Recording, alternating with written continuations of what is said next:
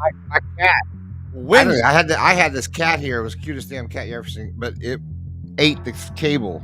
It ate right through it. did you say it was the cutest cat? He's still with us, isn't he? I mean, maybe, but Maybe. it's the cat. The cat went home to the owner. Let's just say it that way. Okay, the I got cat's you. safe. The cat is safe in this story. I got you. Hey, Rob Browne here with you on this Tuesday morning, May 6, 2025. Brendan Martin down, executive producer in Ocala. Great show. Jordan Hill batting in the leadoff position, 24/7 Sports, covering Georgia. 13 draft picks last week.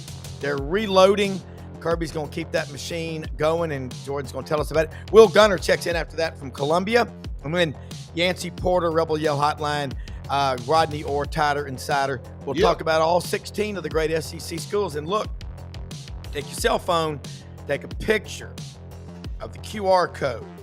We're live streaming on X, YouTube, Facebook, and Brendan, tell them about this awesome channel that we're building. You are the maestro, the Thomas Edison of our time. Thomas Edison of our time. No, we're just gotten a lot of great podcasts that we are cultivating and putting in all one spot for you, so you don't have to flip around and try to find it. We got great podcasts with Kevin Skarbinski, the Buddy Martin Show, this show, Auburn Undercover.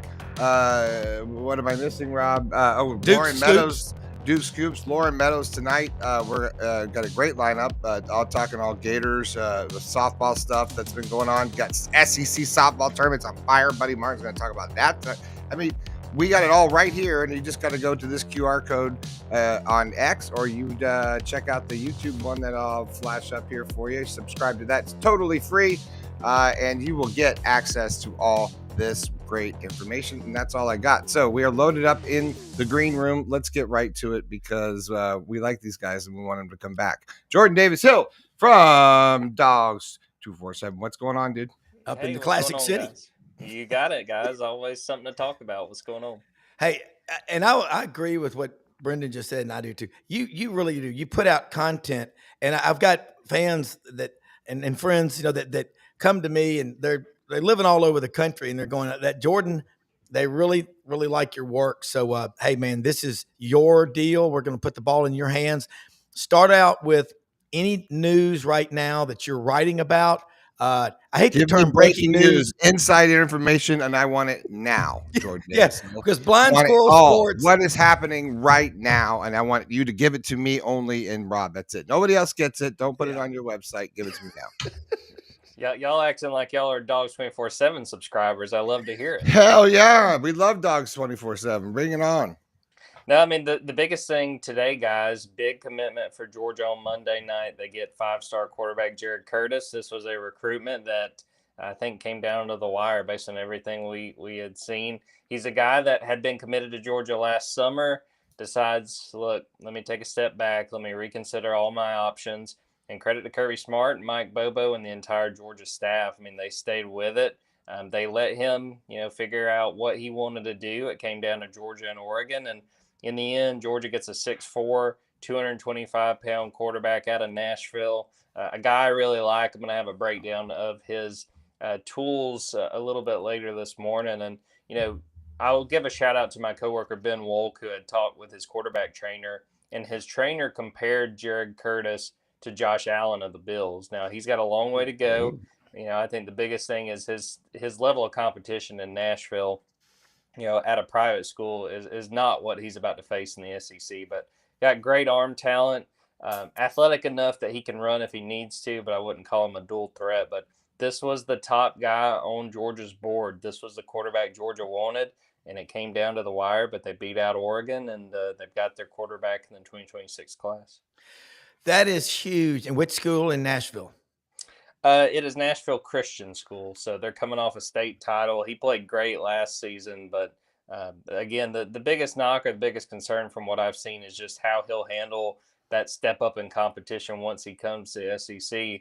I mean, he has made plenty of plays there, and I expect that'll be the same again once his senior season gets underway. That's out there, I think, on the Harpeth River. I've been to that campus. It is spectacular. It's really, really a nice. I bet they're playing. I'm sure he's playing the 7-on-7s with all the kids from Brentwood Academy and MBA and all those places. That's a huge get. That might be the biggest get out of high school 5-star since Matthew Stafford out of Highland Park, Texas, back in '06, who I think might be one of the best quarterbacks to have played ever at Georgia.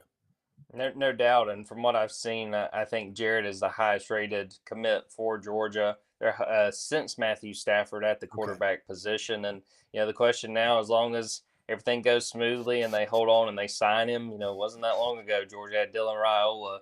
At the Yeah. same time, I think that they're in a good spot with Jared Curtis. I don't think he came across this final decision lightly. And now the kind of question is what they do around him. And I wrote about this on Monday. You look at when you get that quarterback, you kind of want him to be the Pied Piper for your Yeah. class. And the guy we're watching now is 5-star offensive tackle Jackson Cantwell. He will commit on May 13th. And pretty much as soon as Jared Curtis committed, Jackson sent him a tweet like, hey, congratulations. And of course, everybody picked that up. So it's going to be a fight to get Jackson Cantwell. Oregon's involved, Miami's involved.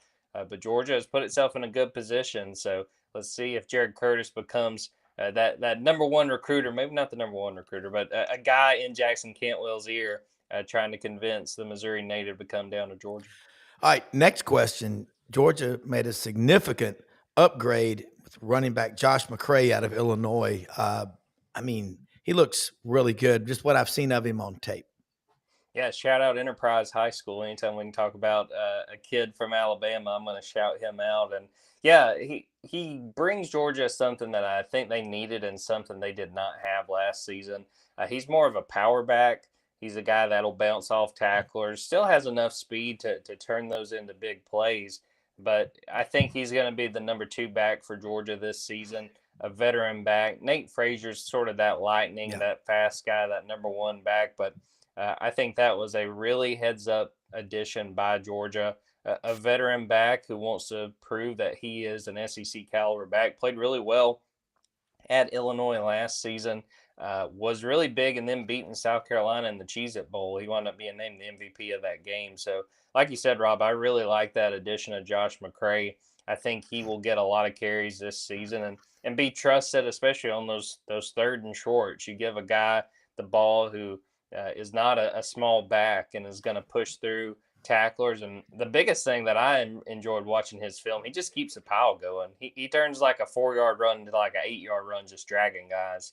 And I think when you got that skill set, you're going to find a home and a lot of reps at Georgia. Oh, no question. The big red wall, offensive line at Georgia, that's been a staple for the Kirby Smart era. Give us an update, any comings and goings in that department. Yeah, they are breaking in 4 new starters compared to last year. And the one guy that's back, they've moved from left tackle to right tackle. That would be Ernest Green. So, Okay. you look at the spring portal. They did lose one guy. They lost Marquise Easley, who transferred to Purdue. Very interesting. Georgia's had several guys transferred to Purdue these last few years, and they had 3 guys this spring. Marquise Easley, Nitro Tuggle, a receiver, and then another receiver, Michael Jackson III, all wound up going to Purdue. But no, I think they're in good shape. They were a little bit banged up in the spring. The starting left tackle did not participate in spring practice because he was coming off a labrum repair.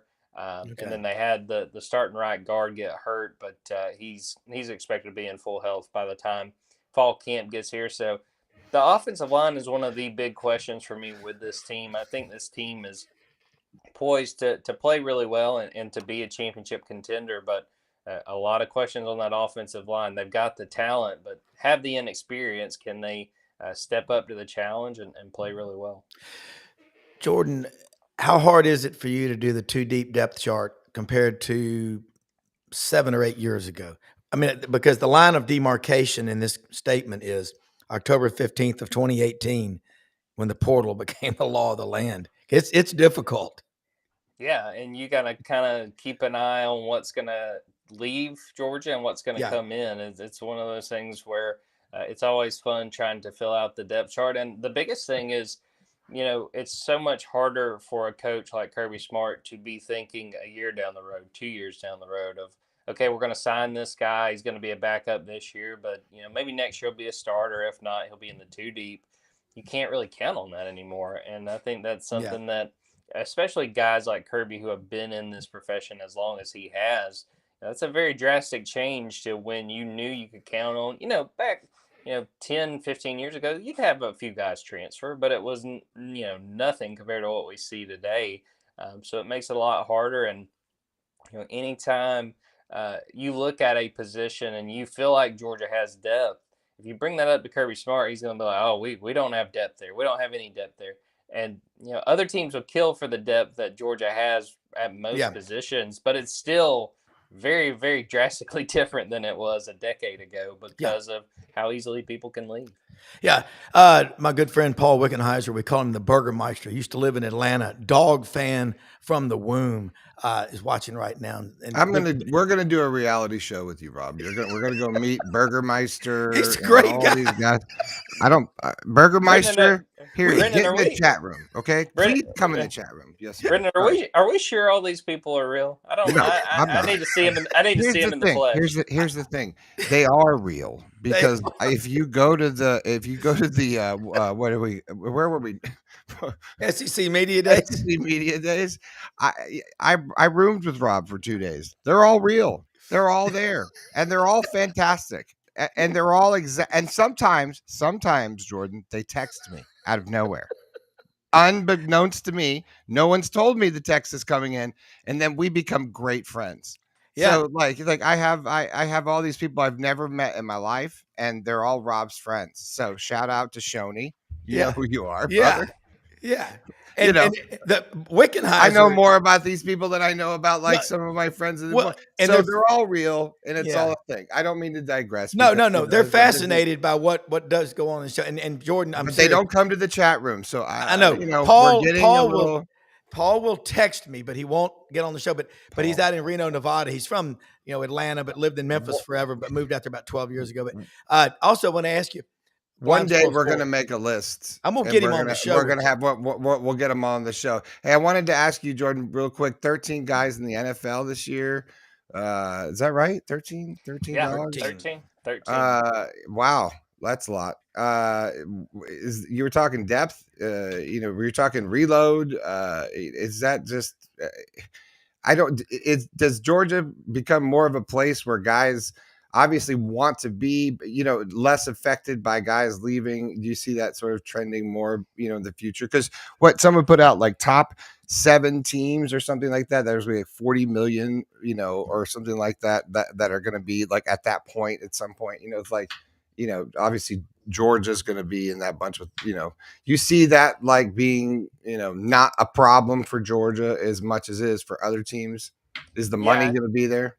Yeah, I think they're in good shape. It is going to be interesting to watch like the rest of this summer because, we're all kind of watching as these teams operate under the notion that, rev share is going to be put in and that they have to deal with that. But at this point, that settlement has not been approved. So we talked about this on our podcast the other day where it's a weird situation where it would be totally different if this sport was just starting up and like, all right, we're building a roster from scratch and we're dealing with rev share and we have that implemented. You're talking about a situation where you've already got a roster of, 100 guys and you're trying to implement rev share and you're trying to work through NIL deals that were already set up. So, I think Georgia's in good shape. I think they feel good about where they are. And I think that they're in a good spot, I think, after this Jared Curtis commitment where they know they've got their quarterback. They sort of can factor in what that looks like because there's a lot of concern, at least from Georgia fans in recent weeks of, okay, we have gone this far chasing Jared Curtis. He's already decommitted once from Georgia. What happens if he winds up going somewhere else? What do we do to pivot? And, that's sort of like a supply and demand thing where if you're a quarterback Georgia's chasing, I just watched somebody go off the board that you guys really wanted. I mean, that you would think that could have upped the asking price. So I think that makes things easier for Georgia in terms of the 2026 class. But again, just a fascinating time with how they're kind of navigating what the rev share might be, while at the same time that settlement has not been approved. So they're still kind of waiting and watching. Yeah. One more question before you go. This is from Blind Squirrel Sports again. Where does Georgia stand with running back Xavier Crowell from Alabama? I've heard he has been leaning toward the Tide for a while. Is that Isaiah Crowell from Montgomery, from Jeff Davis's brother or relative? Because he did go to Georgia. Isaiah did. He did, not to my knowledge, because I know our guy Ben Wolk has asked him Okay. about that. I don't think they're related. Xavier's not a guy at this point I'm watching for Georgia. There's a few other guys that they've really targeted. Okay. Derek Cooper, a running back from Florida. Savion Hyder, a guy that I think we might have as the number one running back in the nation right now. There's another guy, Jay Lamar, from Okay. Colquitt County in Georgia. He's, I think, the top-rated running back in the state of Georgia. Right now, my projection would be that they get Derek Cooper and Jay Lamar. So Crowell is not a guy I'm watching right now for Georgia. Like Blind Squirrel mentioned, I think Alabama's got some momentum there. But Okay. Georgia's swinging for the fences with running back this year. They kind of missed out last year. They got Bo Walker, who's been really good, but they really went hard after Usmani Croma, who wound up going to Florida State. So I think that Crowell's a guy they've shown interest in, but they got a few guys in front of him at this point. Jordan, look, thank you always for coming on. If in your next life you'll be an attorney, I want you as my attorney. You are always prepared, and you put out content. Let people know how they can follow you and what you'll be writing about. And I watched your podcast the other day. It's cool. It's very good. It's a lot of information packed in about 58, 59 minutes. It was really good. I appreciate that. Dogs247.com, on Twitter at Jordan Davis Hill, on Twitter at Dogs247. Got that podcast, the Junkyard Dogcast, wherever you get your podcasts. And we're also on YouTube, Dogs247. So, going to write about Jared Curtis this morning, watch some of his highlights from the last couple of years. Going to write about that. Going to start working on some profiles of these true freshmen that are joining Georgia. Just mentioned Bo Walker, hoping to have a story on the running back later this week. So fun time of year, and appreciate you guys having me on, and enjoyed catching up. And also appreciate the retweets that you give us every time you're on. And let us know what we can do to help you. But we'll see you next week. Thanks, Jordan. Sounds great, guys. Okay. I'll tell you what, Brendan. Oh, Rob, you went out of nowhere. That's okay. Hi, I just wanted to do that. We're just playing Hollywood Squares. Hello, everybody. Yeah, look, you're over here now. There you go. Okay. Moving around. Hey, Jordan, that thing about Crowell, that's a big thing about. I like your question about the NIL. 40 million, whatever. It's pretty awesome. Something's happening. Let's bring in Wil Gunter, 107.5 The Game. Will, appreciate your patience. Wow, look at the hat. Oh, that's a Braves hat. Braves hat. Yeah. Okay. They're hot. They're hot. I was thinking, so yeah. Arkansas. Dude, I do have a Carolina pullover on, if that matters. All right, I know. Thank you for your patience. And let's talk Carolina, man. We have Coach Ellis Johnson on the show yesterday. He comes on every week from Winsboro, South Carolina, and he's going to a lot of Clemson practices, but he coached at Carolina. There's a lot of synergy right now with Lenore Sellers, Shane Beamer getting to 9 last year, and the Carolina fan base saying we should have made the playoffs. That's not apathy, which will kill a program. That is passion. Let's talk about the team in off-season, spring practice, transfer portal, whatever you want to tell us. Yeah, it's been interesting because I think you're actually watching the maturation of a coach and of a program because we've gone here from kind of doing really kooky, funny, neat off-season videos. They did the Full House parody and did the Office parody, but I think they've done a better job, in my opinion, of kind of toning things down. There's going to be a lot of expectations on them this year, and this occurred 2 years ago when they won 8 games and went to the Gator Bowl and lost to Notre Dame and had Spencer Rattler coming back, and at the time Juice Wells was coming back, and there was a lot of players that were expected to be part of a really good team, and they ended up going 5-7 and not making a bowl game. Yeah. And then you come back last year and you win 9 games, and I think Todd McShay yesterday put out a podcast that had him talking about Lenore Sellers being the top quarterback drafted in the 2026 NFL draft. I've seen him and a couple other mock drafts being up there in the top 10. He's kind of one of those dark horse Heisman candidates. They've got some good young wide receivers. They've recruited exceptionally well on the offensive line. They do have to replace a lot of guys on the defensive line, but they've got some transfers in. Gabriel Brownlow Dindy from Texas A&M, who had a very good spring, was a former 5-star recruit, and Monkel Goodwine, who was a former 4-star recruit who went to Alabama and couldn't quite get on the field. And of course, we know about Dylan Stewart there. So, yeah, there's a lot right now of energy around here. It might have been sucked away just a little bit by how the spring game kind of played out. Yeah. It was an odd year. The SEC also put out the rule where you could either do the 30-minute infomercial or they would televise your spring game, and South Carolina chose the little infomercial. But because of the way the spring game fell and the way things are around here, the spring game was on a Friday night. South Carolina baseball, who has fallen absolutely apart, was in town that weekend, and you were coming off of the Masters. You were on RBC Heritage Weekend, which is a huge deal here in the state, and also it was Easter weekend. So I actually think it's been probably pretty good because to me they've kind of been able to fly under the radar locally, and you don't have too many people, I think, saying, "Hey, you got to win 10 or 11 games. It's playoff or bust." But that's definitely going to be the mentality when we definitely get to August. Will, Roman Harper was on the show about 3 weeks ago, and he was talking about Lenora Sellers. He said what really stood out with him was images and just memories of him last year being tackled on the way down, so strong and athletic, successfully completing passes. You don't see that very often, do you? No, but he really developed as the season went along, because we wouldn't have been saying that in September and even the early part of October when they went to Tuscaloosa and played. He kind of found his groove, gained confidence. The team gained confidence in him, and you saw that specifically in the Texas A&M game and in the Missouri game. I think it's going to be interesting for him in terms of improvement. I see one of your buddies there, Blind Squirrel, asking about improvement for next year. And one of the things that stands out is they do have a new offensive coordinator in Mike Shula. There was a lot of people who were not particularly thrilled with how they elected to use Lenora Sellers in the bowl game against Illinois. A lot of people thought maybe that he was instructed to run less, to keep his eyes downfield and pass more. So I think that is something that we're going to keep an eye on. They will open with Virginia Tech on a Sunday afternoon in Atlanta. I think that'll lead into a really good, I think it's Miami and Notre Dame, maybe on a Sunday night. I can't quite remember. What a day. Yeah. That's some good football. I'll have to go back and look at it. There's a game Sunday night already scheduled, but I will I'll look that up here real quick. But yeah, in terms of his development, that's definitely something he has to do. But there are definitely people around here who are expecting big things for him and from him to carry the football team early on.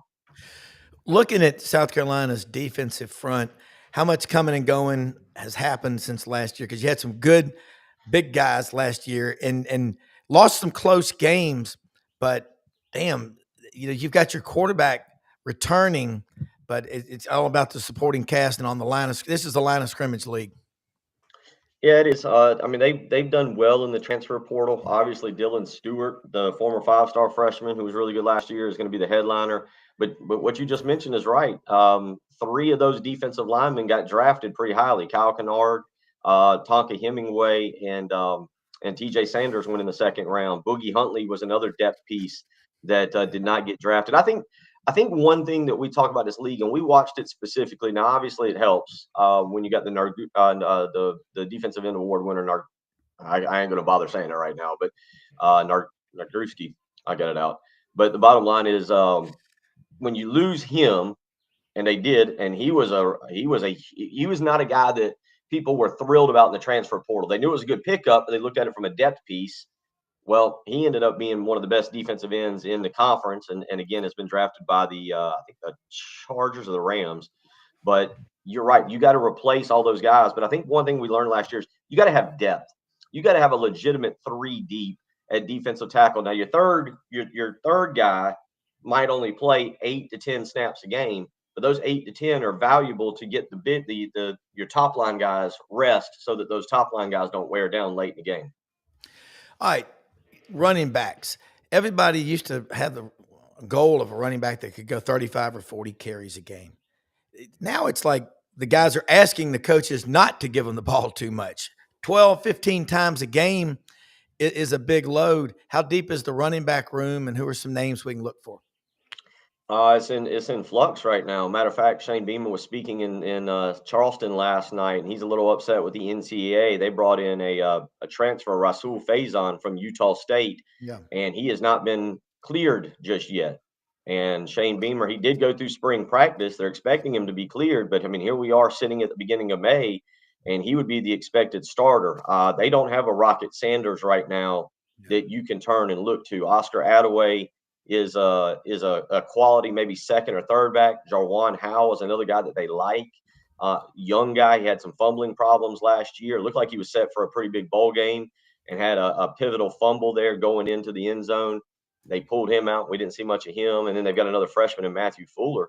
But it's a huge question mark. And not having Faison right now, not knowing his status is a big deal. And again, Shane Beamer last night at a Gamecock Club stop was not happy with that. Kind of expressed his disappointment that, hey, this has been going on now for 5 months since January.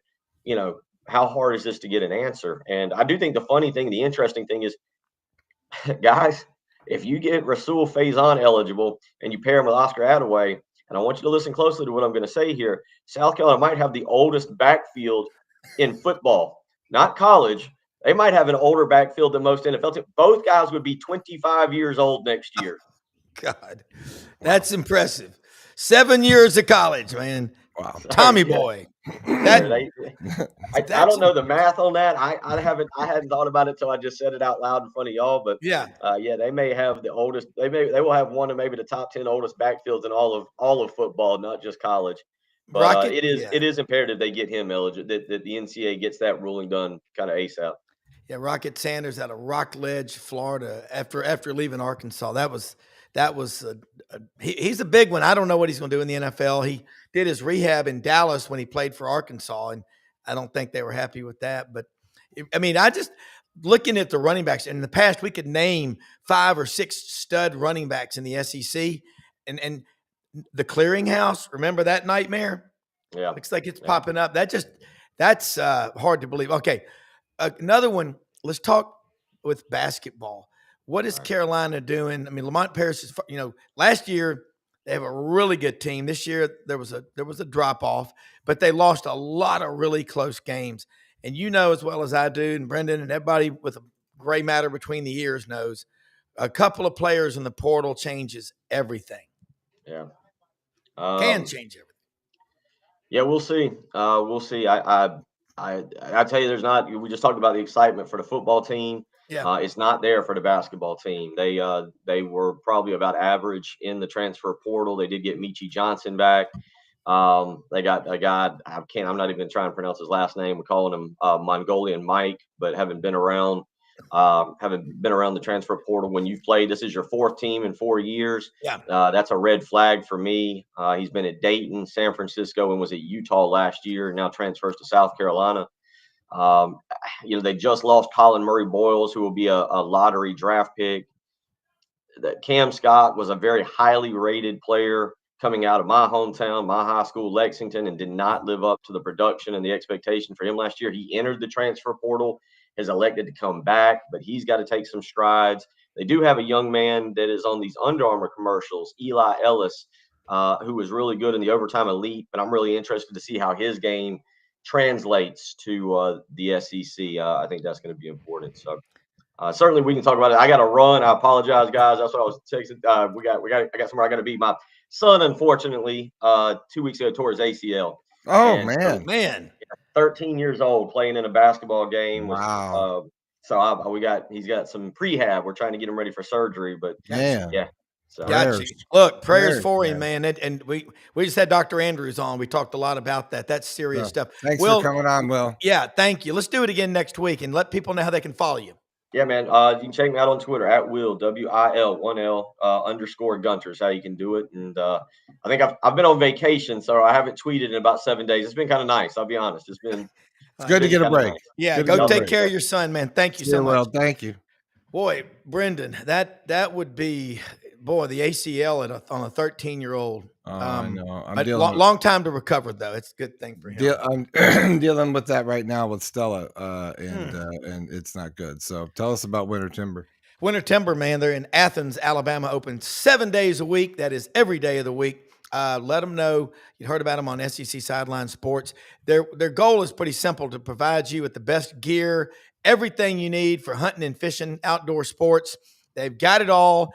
They're building a 13,000 square foot store, the new one in Auburn on University Drive, expected to open this summer, late July, early August. But they've got everything that you need: the clothing, Sitka gear, duck camp, Dixie decoys, all your everything Yeti makes, coolers. Turkey season is wrapping up here. Snake boots, fishing gear, and the St. Nick's knives, man. Great stuff at Winter Timber Outdoors in Athens, Alabama, soon to be in an SEC market near you. Brendan, when we talk about these injuries, Dr. Andrews, when we talked on the show and when I've talked to him, it's these kids, too many of them are specializing and they're not taking enough time off. One guy that knows this, he's got young'uns, as they say down here in the South, chillins. Yancy Porter, Rebel Yell Hotline. Catch it Monday nights at 6 p.m. Sports 56, WHBQ in Memphis, and Super Talk Mississippi, all over the great Magnolia State on Monday nights at 6. And guys, he is connected to Ole Miss. He is to Oxford what William Faulkner is at Roanoke, his house. They live probably in the same neighborhood. Yancy, how you doing? Doing great, guys. How's it going? William Faulkner Porter. I mean, Yancy Porter.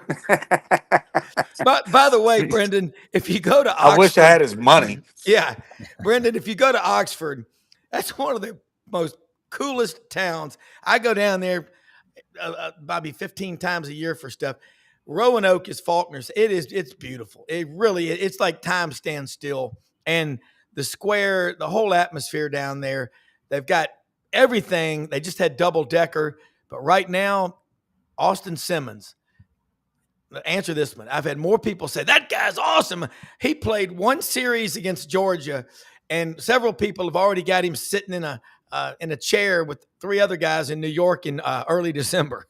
But let's talk about the quarterback room. Dart's gone, and I think he's going to have a really good NFL career. By the way, several years ago, you picked Dart over Jake Altmaier, the backup quarterback out of Starkville, Mississippi. You said he's more of that gunslinger mentality that Lane Kiffin likes. Just like you said before anybody else said it, Yancy, don't be surprised if Chris Beard isn't Ole Miss's next basketball coach. And by the way, you were right. Why would he go to Indiana when he can stay at Ole Miss? Why go backwards? Well, I think with Simmons' situation, he's been at Ole Miss 2 years. Yeah. And so he's not just entering the system and trying to learn the offense and teammates and all of that good stuff. He's served his time, and I think he's ready to go. I think he's going to be really, really fun player to watch. I think what kind of gets lost about him is his legs. The guy can really run, Yeah. but now he's not a guy that is looking to run. He's looking to throw the football. He's not going to be a dual type quarterback. He's going to be a drop back passer, but he can really escape pressure.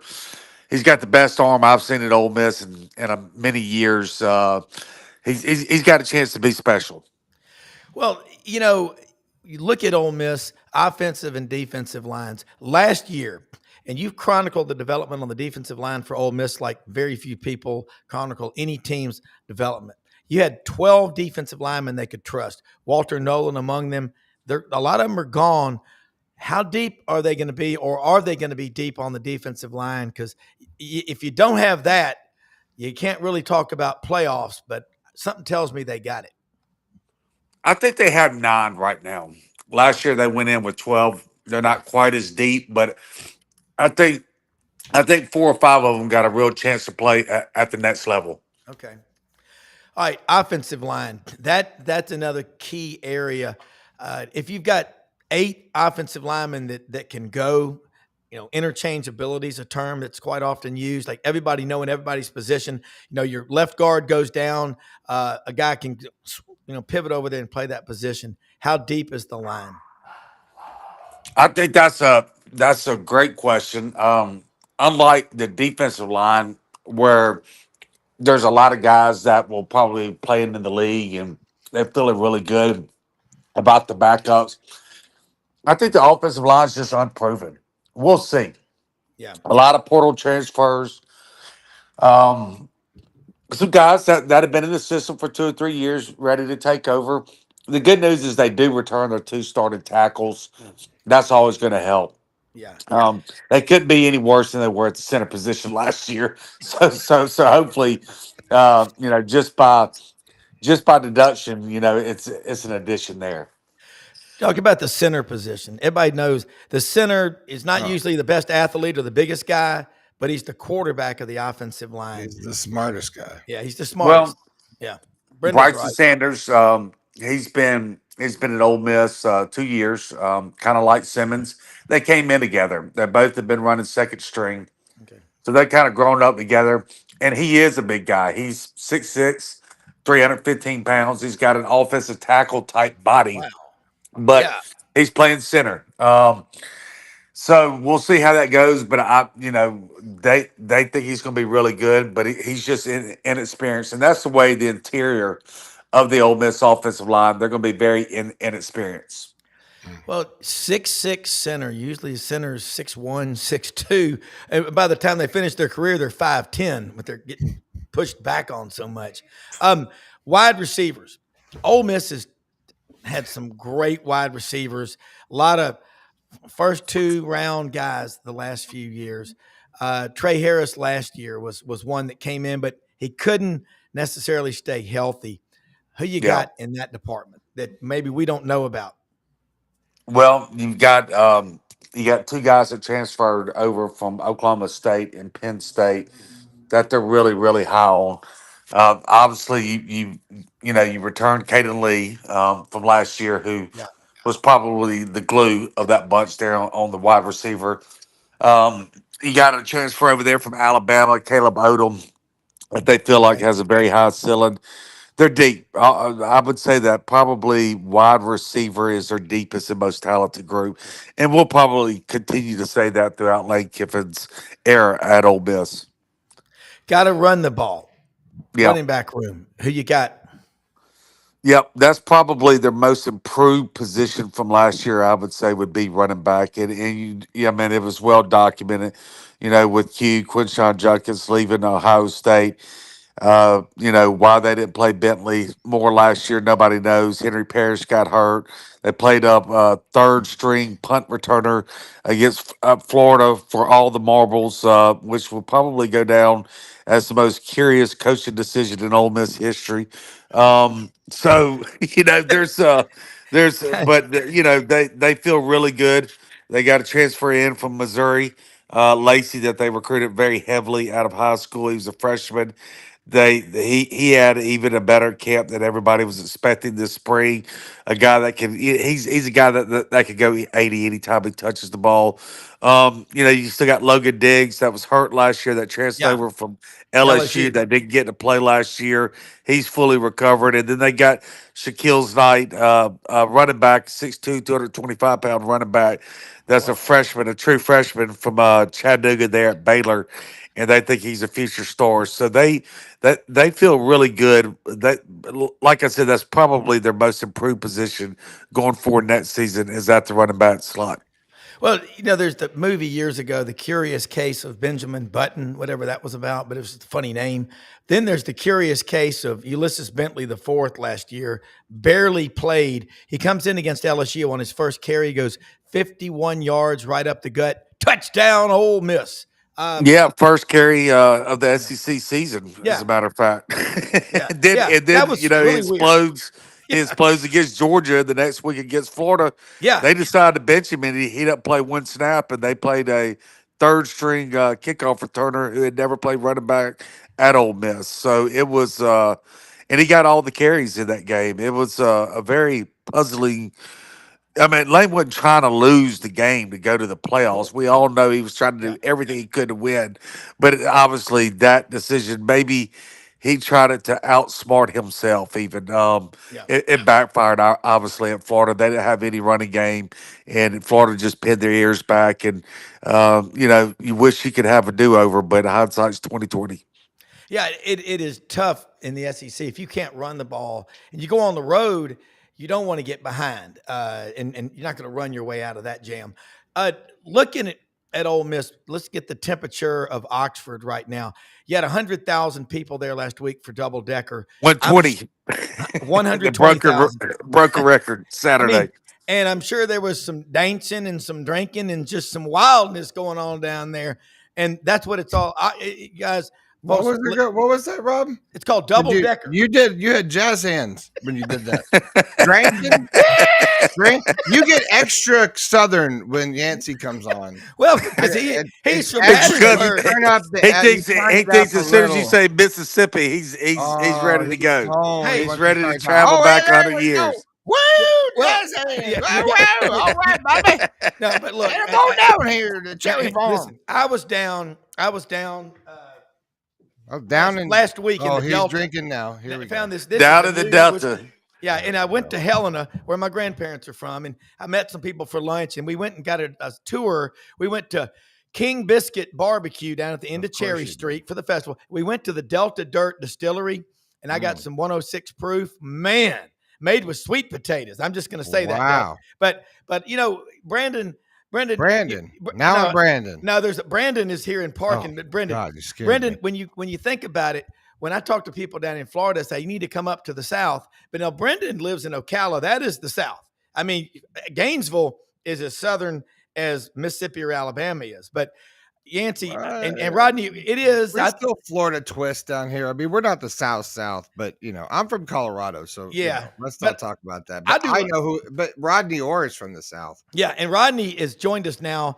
Grew up in Mobile, lived in Corpus Christi for a while, came back, and in 1996 put on his crimson checkered houndtooth cape and started Tider and Cider in 1996. It's only $48 a year, folks. No matter where you live in America or anywhere in the world, we got some people that watch this show. I'm going to get you your own theme music, Rodney, because this is the longest intro in sports. So go ahead, Rob.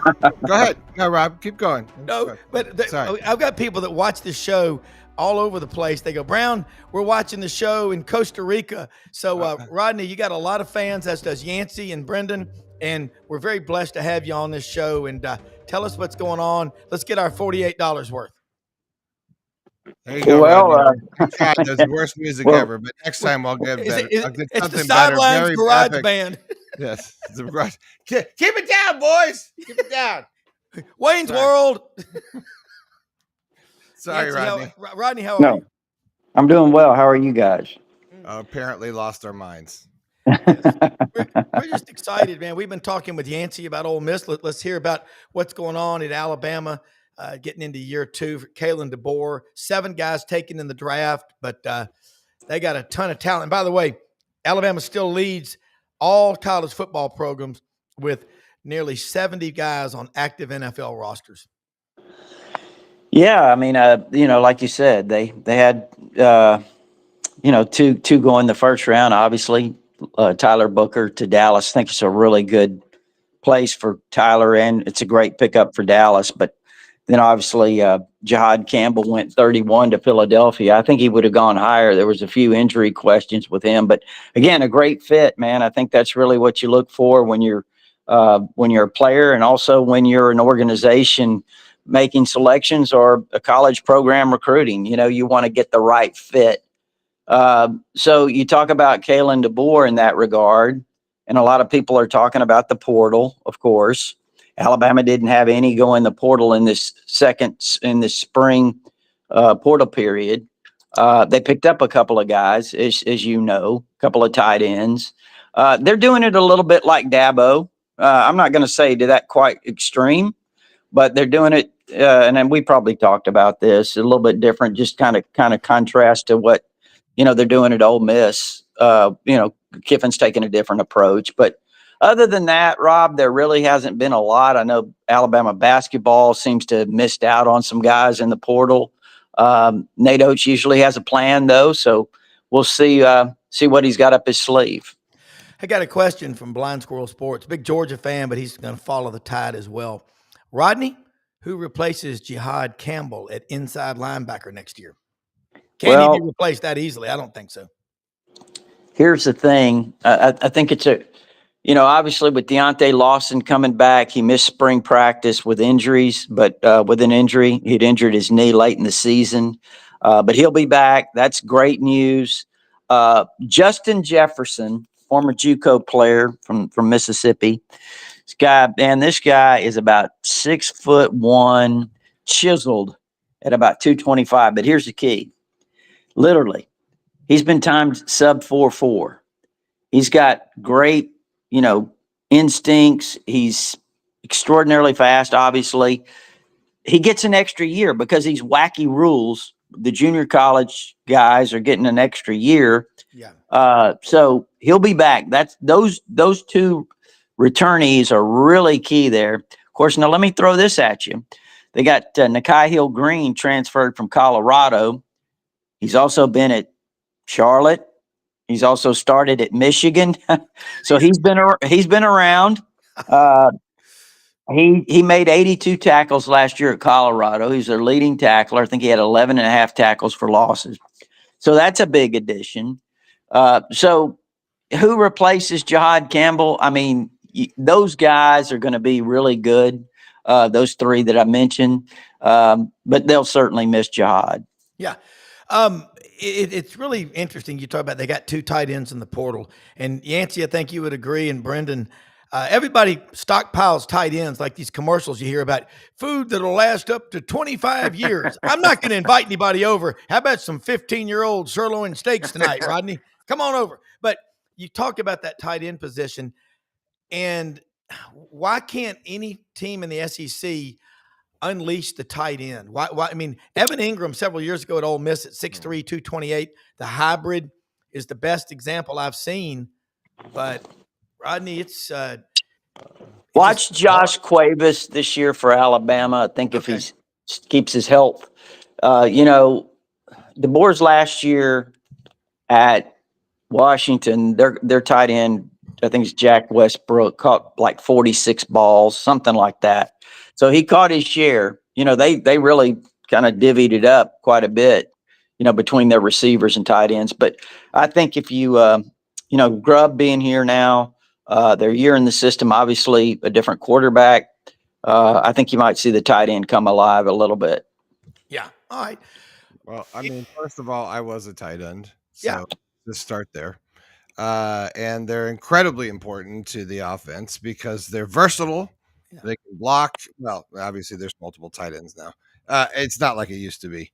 I think it's easy to shut down the tight end. I think that's why the tight end position is difficult in the SEC. I've always said that.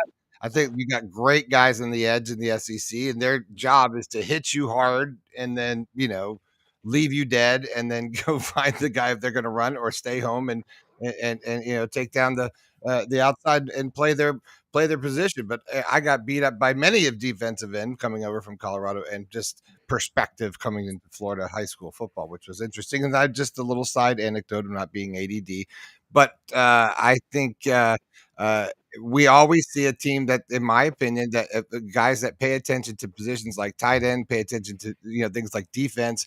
These are things I think that are core sort of values in the SEC, Rob, that we've talked about over history. Yeah. And it's difficult to be good at that position in the SEC. Yancy, I think that is he shed a lot of light on that position. You're right. We have edge rushers down here that are faster than a lot of conferences outside of the SEC's skill players. Yep. It's a critical position on anybody's team. And Brandon makes a good point there about the athletic. Yeah, about the athleticism of the edge rushers. Of the defensive ends. And yeah, well, the bugs got him. But Yancy, come back in with us. You're talking about the athleticism of the edge rushers and makes it tough for a tight end, and we lost you. So here we go. Yes. Can you hear me clearly now? Tommy, can you hear me? Yes, we got you. Okay. Yeah. I mean, just, Brendan made a great point there about the athleticism of the edge rushers in the SEC, strong side defensive ends. the rover safeties that are big and strong and fast, and it's hard for the tight ends. But you get a good tight end, and they can make a huge impact on anybody's offense. It is, and think about it, Rodney. The SEC. Look at the talent. And by the way, you talk about Washington. They're tied for 11th among all colleges with most active NFL players with 38. They're tied actually with Southern Cal. That tells you that's a Kalen DeBoer came from a pretty damn good program. Oh, absolutely. Well, I mean, the guy that was his predecessor, Jimmy Lake, was a great recruiter. He's a good defensive coach. But DeBoer took over a 4-8 program. Yeah. And he turned it around quickly. And you do that because you got good talent. And, obviously they went, 25-3 in 2 years. Yep. So we'll see. Yeah. I think, in my opinion, people want to criticize DeBoer's record and say he won at a smaller level. To me, if you can win at a smaller level with limited resources, the question is, what can you do at a place like Alabama with unlimited resources? And Yancy, I think about Lane Kiffin, how happy that guy is. People always think he's going to leave. You're making $9 million a year in Oxford, and your family's all moved back. What's not to love about that? Well, I mean, I think a lot of it too is just maturity of just personal growth with Lane within himself, and we all know that he quit drinking a few years ago, and I think that really just kind of escalated the maturity growth rate of him as a person, and he's comfortable now in his own skin, and he said that he never was, until these last few years.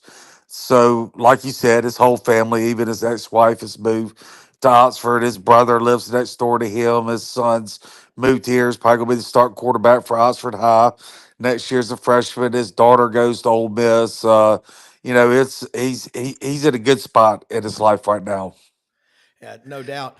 Rodney, what's going on at Alabama? I'm going to ask this to you and then to Yancy before we wrap up. What's going on at Alabama that we're not hearing about that we will be and that they can read about on Tighter Insider, those forums? Because, man, that is those forums are active, and there's a lot of really cool discussions on the Tighter Insider forum.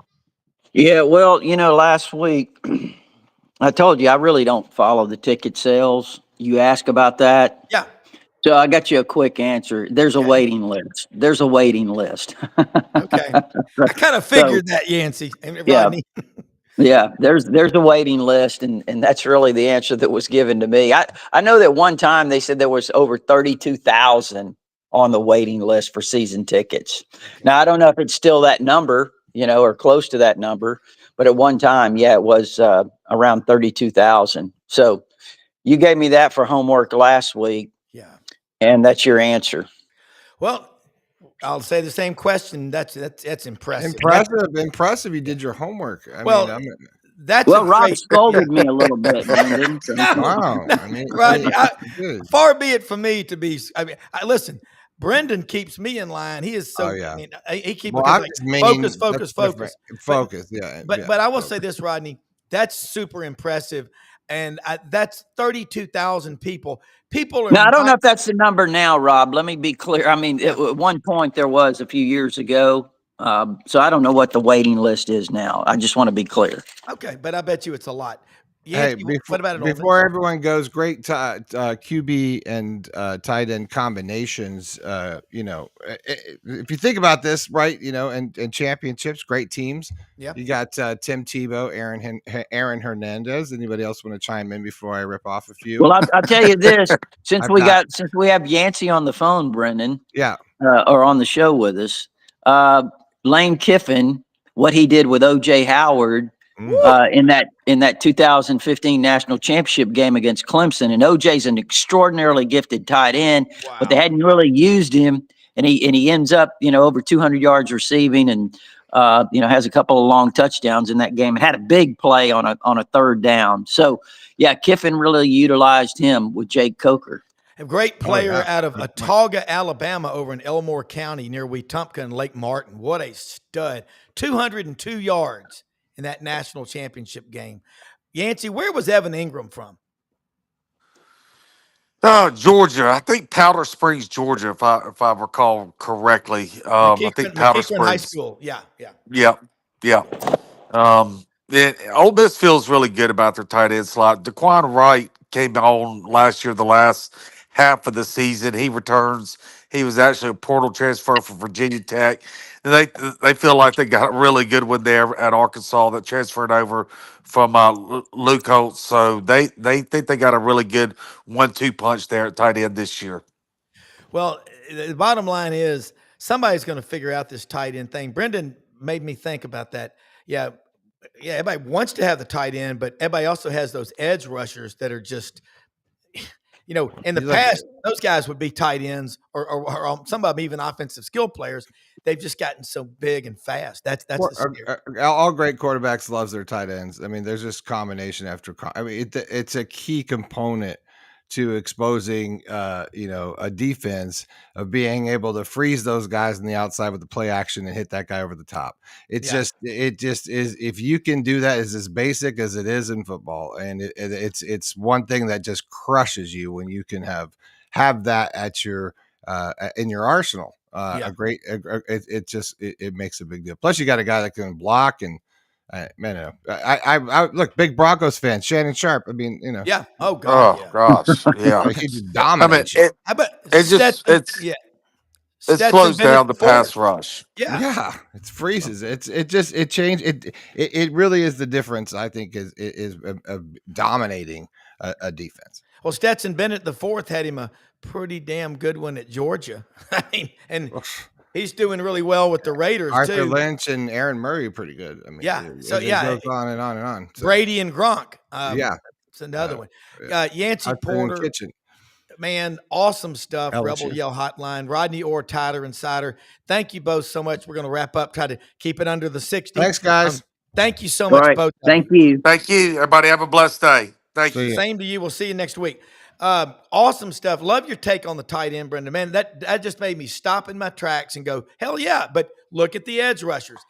Everybody wants to do things. It's what you teach. It's what you teach. When you're gonna get beat up. They're gonna try to freeze you. That's just the way it's gonna be. And you got to learn to get free. And you got to learn.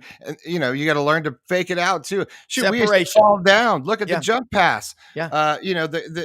It goes on and on. We can't talk. We can have a whole show on tight ends and how important. And we're going to do it. And we're going to learn about this AI too. Hey guys, let me say something about Landers Ford. A lot of news right now. Ford Motor Company, the tariffs and all.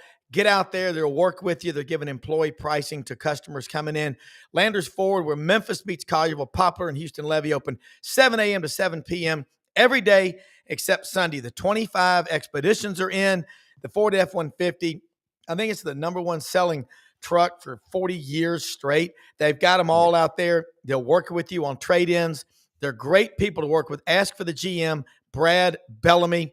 They're involved all over the Mid-South. All you CBHS people listening and watching, just remember, Tom Nick Stadium, Landers Field. Look what they've done.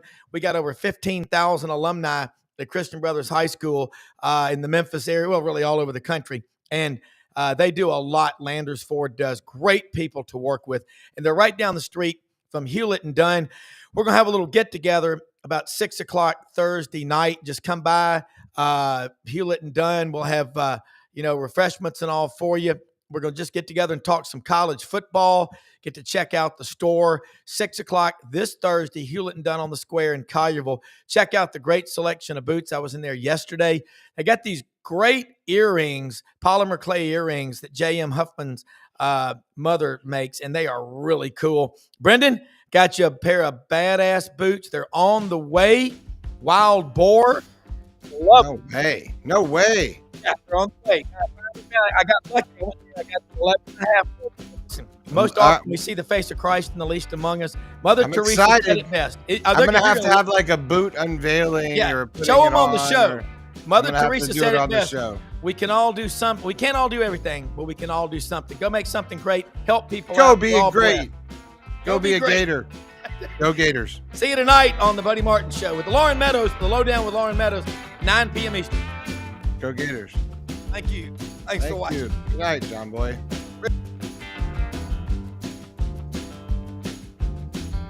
See? I was trying to play Hollywood Squares with him. Bye, everybody.